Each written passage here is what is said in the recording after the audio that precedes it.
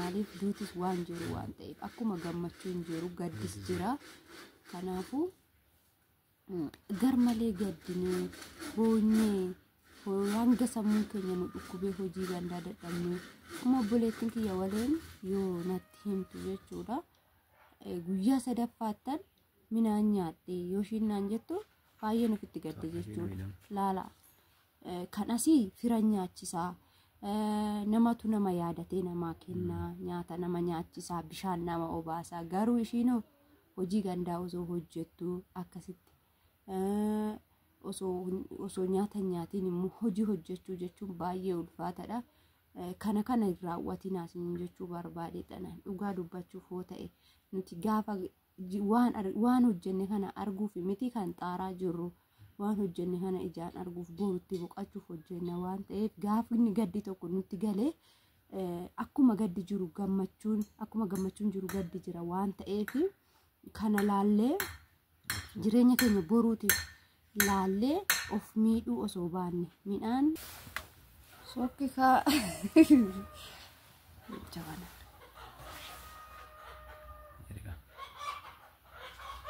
akka hojii dhufneessu akkana si'iifaa baay'inni fagaattee bargaafattee dhibba sadii shantama adda fataan hedduun ajjeelee har'a moojjamee qattoo dhagarreeyyu waan biraa dhiisika hidhisi jaalatamu argamana harka fuunee jaalatamtoota kabajamtoota hordoftoota keenya jirtu fayyaa keessanii nagaa keenya galata waaqayyoo baga nagaa fayyaa taate isiniin jecha egaa bamidi nagaa gaafata kabajamtoota hordoftoota keenya akkam jirtu nagaa keessanii isiniin jedhanis ammaa fi nutis kaawaan jechuu barbaanne amma kun har'a immoo qophii har'aa dhiyaaneerra hari miliyoona wajjin kun yeroo darbe keessa bakka irra caalaan wanni nu qunnamaaru piraank mashiinaan piraankiin irratti hojjechaa turte anis immoo darbee akka carraa gisee tokko har'a immoo kun walumaan dhufne maal hojjechuu har'a miidiyaatti maal mee amma wanni dhufneefi yaawwama jiru namoonni immoo akka carraa waa jalaa baddalamee gaddi wayiitti dhaganii waan ta'e namoota akkasii jajjabeessuudhaaf waan jiru itti himneetu namoonni akka jajjabaatan taasisuudhaaf kan dhuuneen jedha kanan jedha qalannee dhuunee. Tolee akkuma abbaan miliyoonii isinii ibsuu yaadanitti samuuna kana waliin illee dhufnee hin beeknu jechuudha. Abbaan miliyoonii isaan hojii biraa eegalanii kan immoo kooma kiyya yeroo tokko isinii dhufaa ture. Egaa maal jechuu barbaade tananii akkuma argitan obboleettii keenya waliin jechuudha. Gaddaa viidiyoo gaddaa gadhiistee jirti akkasumas immoo gaddarra jirti jechuudha. Maaliif yeroo biyyaa bahanitti waa baay'eetu ija dura nama dhufa waa baay'ee namaan jedhaas egaa yoo waa gammachuutis ta'anii miidiyaa kanarratti gadhiisanii fooloo guddifachuu fi viidiyoo yuutuubii guddifachuu fi waan hin taane gadhiistu warreen namaan jedhanis jiru jechuudha. Warreen immoo namaa hubatanis jiru jechuudha. Kan waa arge namni yoo waa gadhiisu namaaf hubata jechuudha. Egaa obboleettii keenya gaddi ishii gadda keenya hundi keenya biyya ormaatis tureen jira jechuudha. Gaarma kiyyaanii waan hedduun dabarsee jechuudha. Gaddis namoota hedduu garuu haadha abbaa fi obboleewwan koo hin dhabne malee namoota hedduu namoota hin jajjaaladhu. Namoonni fira kootaan namoonni natti aanan hedduu boqotanii na eegan jechuudha. Egaa kana jechuun jireenyi biyya ormaa gaddas ta'u maatii ofii waliin hin dabarsanii gammachuus ta'u maatii ofii waliin hin dabarsanii namoota hedduutu haadha dhabee biyya ormaa keessatti haadha dhabee akkatti galee boo'u yookaan immoo irmii baafatu dhabee taa'aa jira. Namoota hedduu ilmoon jalaa boqattee akkatti galanii boo'an yookaan irmii baafatan akkatti galanii maatii ofii waliin fira ofii awwaallatan namoota hedduutu dhabeetoo biyya ormaa keessatti dabarsaa jira jechuudha. Hunda keenya dabalatee egaa waaqayyoof galanni haa ga'uuti. Haati, abbaan koo, obboleewwan koo homaa hin taane garuu namoonni hedduun namoonni an jaaladhu baay'ee boqotanii jiru jechuudha. Kan akaakayyuu kiyya boqate fakkeenyaaf abbaan haadha kiyyaa boqotanii jiru. Abbaan abbaa manaa kiyyaa boqotanii jiru. Waa hedduudha jechuudha. Gadda biyya ormaa keessatti rabbumtuu nama hin dhageessisin. Kan gadda argee beeku immoo waa hedduu jajjabina hedduu barreessaniif jechuudha. Obboleettii keenyaa fi warroonni gadda biyya ormaatti dabarsitan hubattanii nama barreessuun keessan gaariidha. Warroonni immoo yuutuubii guddifachuuf yoo waa gadhiisnu yuutuubii guddifachuuf hin jedhina. Yoo guddinnes humaa miti. Wal guddisuu waanuma jiru. Wal guddisuu waanuma jiruus namni tokko yoo waa gadhiise soba isaa ta'u dhugaa jajjabeessuu waanuma jiru jechuudha. Gatiin ittiin kaffalamu. Wanti gatii itti kaffallu hin jiru jechuudha. Obboleettii keenya nuuf jabaadhu, jajjabina waaqayyo siif haa kennu. Immoo rabbi maatii kee obboleewwan kee waan godhini adaadaan kee kan boqatte baay'een itti gaddi nan gaddaa. Maaliif yeroo lama jechuudha obboleettiin kiyya kan gadda adaadaa kana argite yeroo lama natti deebite jette. Ani yeroo jalqabaa ani fi ishii wal barannullee obboleettiin kiyya akkuma ishiidhaan wal baradhee ji'a 2 ji'a 3 yoo guunnu adaadan isaanii ishee boqotte jechuudha. Ammas deebite ammas adaadan ishee amma hanga obboleettii abbaatiif boqote. Yeroo sana immoo obboleettii haadhatiitu boqote jechuudha.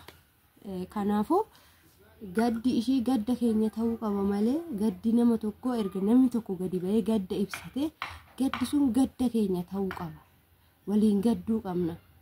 Amma ta'e tokko nama san jajjabeessuu qabna malee jecha hin taane barreessuun akka yaada kiyyaatitti jechuudha.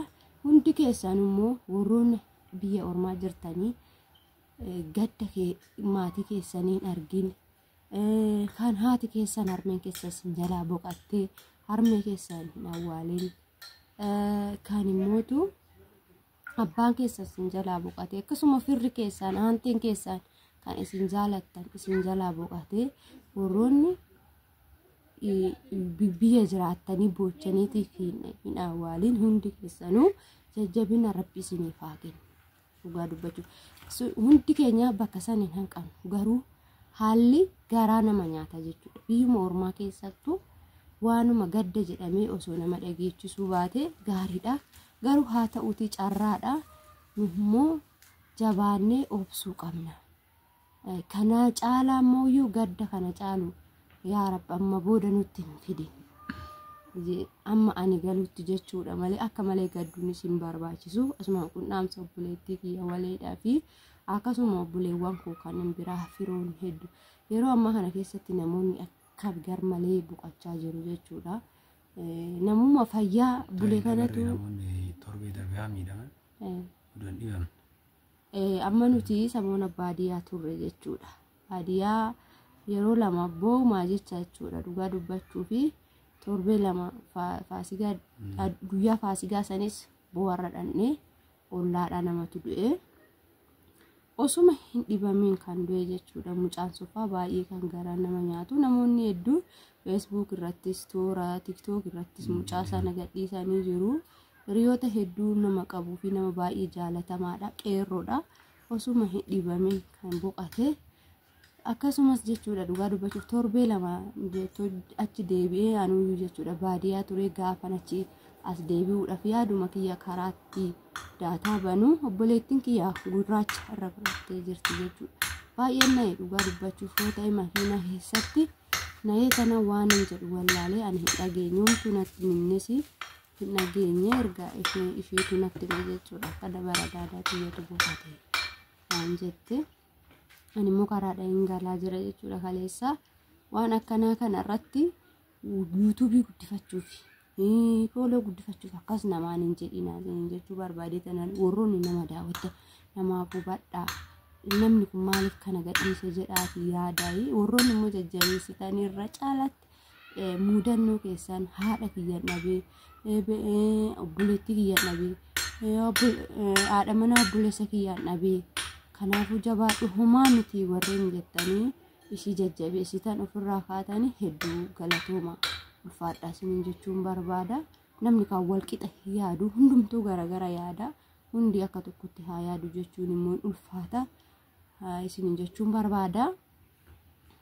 Obboleettii keenya ammas waaqayyo isii haa jabeessu hundumaayyuu warri gadda biyya ormaa teessanii dabarsitanii waaqayyoon isin haa jabeessu.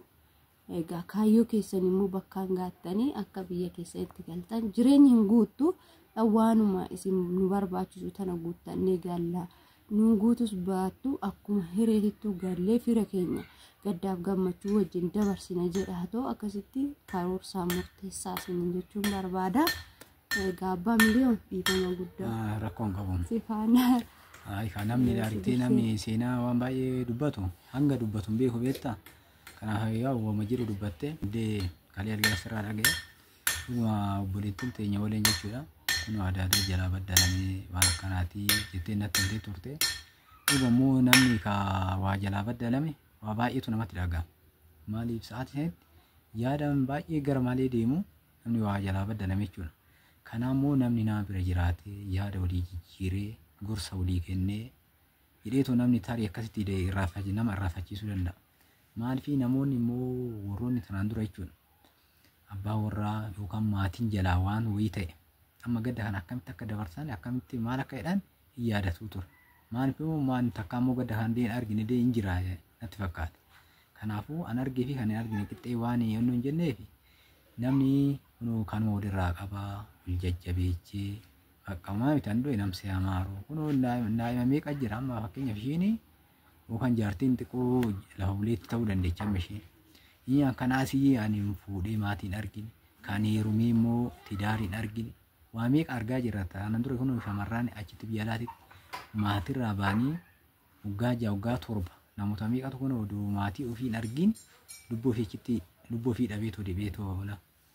Kanaafuu horoon akkanaa kuni nama akkanatti waa jalaa baddalame oduu jajjabeessinee bareeda jechuu barbaade tananii ani kan du'e namsee amaaru miti dhiisii fayyaa siyaa kennuun jedhaan maatii keessatti illee nagaa siyaa galchuu miti hundi keenya uumaa tokko kan lafa kanarra taa'u hin jiru hundi keenya achuma deema maaliif dabaruma eeggannaa waan ta'eef kanaaf boo'icha akka malee yoo hammaatee yoo baay'ate illee boo'ichuma dabala malee waan biraa waan dabalu kana sartoonni dhaamsa dabarsuuf kana jechuun miti uumaa miti dhiisii hin jedhaan namsee amaaru kan du'e namsee amaaru jedha hin jiru fayyaa kennu hin jedhaan. Hundumaafuu immoo obboleewwan keenya biyya ormaa jirtan kan biyya keessa jiru biyya keessa jira boo'icha argata awwaalcha argata waa hedduudha jechuudha. Garuu immoo biyya ormaa keessatti of eeggannootu nurra jiraata. Gadda akka malee illee gadduu hin qabaanne jechuudha. Maaliif duutis waan jiru waan ta'eef akkuma gammachuun jiru gaddis jira. Kanaafuu gar malee gaddinee boonyee hanga sammuun keenya nu dhukkubee hojii gandaa dadhabnee kuma obboleettiin kiyya waliin yoo natti himtu jechuudha. Guyyaa sadaffaattan minaan nyaatte yoo ishiin naan jettu baay'ee nufitti gadde jechuudha. Laala kan asii fira nyaachisaa namatu nama yaadatee namaa kennaa nyaata nama nyaachisaa bishaan nama obaasaa garuu ishiin hojii gandaa osoo hojjettu akkasitti osoo nyaata nyaatiin immoo hojii hojjechuu jechuun baay'ee ulfaataadha. Kana raawwatinaa isin jechuu barbaadedha. Dhugaa dubbachuuf yoo ta'e nuti gaafa waan hojjenne kana arguuf miti kan xaaraa jirru waan hojjenne kana ijaan arguuf borutti boqachuuf hojjenna waan ta'eef gaafni gaddi tokko nutti galee akkuma gaddi jiru gammachuun jiru gaddi jira waan ta'eef kana laallee jireenya keenya boruutiif laallee of miidhuu osoo baanne midhaan amma nama danda'ame tokko qoonqoon nama diduu dandeessi yeroo itti firri ofii waa ta'ee namni ofii waa ta'ee namni nama guddise tokko hammatee nama guddise tokko iddoo wayiitiin nama ga'e tokko amma daadaashii jechuun qixxuma haadhaaf abbaati jechuudha. Kanaaf immoo akkasitti of miidhuu osoo hin taane biyya namaa keessatti rakkoo irra gahuu osoo hin taane mataa of dhukkubsuu of beelessuu osoo hin taane gaddi waanuma jirutu gaddi akka malee immoo barbaachisaa miti isiniin jechuu barbaade tananii hundi keessanuu immoo akka waan ishiin raawwatte kana hin raawwanne isiniin jechuu barbaade tan dhugaa dubbachuuf yoo ta'e kana fakkaata dhugaa viidiyoo isinitti dheerachuu danda'a viidiyoo kana immoo namni dhageeffate seera namni dhageeffate waa hedduu irraa barachuu danda'a waa hedduu keessatti of laaluu danda'a jechuudha dhugaa dubbachuuf yoo ta'e kana fakkaata nagaan nu turaa viidiyoo biraatiin hanga walitti deebinutti lafa nagaan nu tura asmaarratti wal jajjabeessuudha kuni waan jedhamu jedhamellee akkuma jedhamu namni kamiyyuu jechuudha warroonni maatiin kun amma ala jiran kun hundi isaaniitu oduu galee tokkummaa yaadaatti dura dubbatte gaafa namni ofii waa baddalame kan oduu bu'icha irratti argame akkasuma qixxee waan irra geetu awwaallatee garaan hin dhiisa jechuudha. Namoonni immoo warroon achitti bu'icha irratti firri gaafa akkasii wal arge wal qoratee eecha silkiidhaan bakka hin jirre gaafa du'aa kana gaafsaan namni kan wal argee wal baratu firrillee kan wal baratu yookaan immoo gisee fayyaa qabamutu wal yaadatu. Kanaafuu warroon akkasii kunis rabbi qabbanaa godhu nagaadhaan maatii keessanitti illee sinaa deebisuu mana nagaatti sinaa galchuu wanni akkanaatti illee sin hin qunnaminii hin jedhaan hiriyoota kiyyan kana dabarsuu barbaade. Ameenii ibsaan illee dura nurratti badhuumanti viidiyoo waraabnu ammoo ibsaan dhuftee jirti. Kana fakkaataa isiniin jechuu jaalannaa hordoftoota keenya warroonni gadda biyya namaatti dhageessanii waa hedduudha kaa gaddi kun mataa isin cinqee jireenya keessan boruutiif hamma addunyaa kanarra jiraattan jireenya keessa boruu gaaga'uutii hin qabu jireenya keessan gara fuulduraa karoorfattan ofii keessanii harka keessanii of miidhuu hin qabdanii lubbuu keessaniif akkasuma foon keessan garmalee dadhabsiisuun bu'aa hin qabu jechuudha hundi keenya addunyaa kanarratti namni waan ta'eef kanuma isinii qooduu fi nagaan nu turaayi.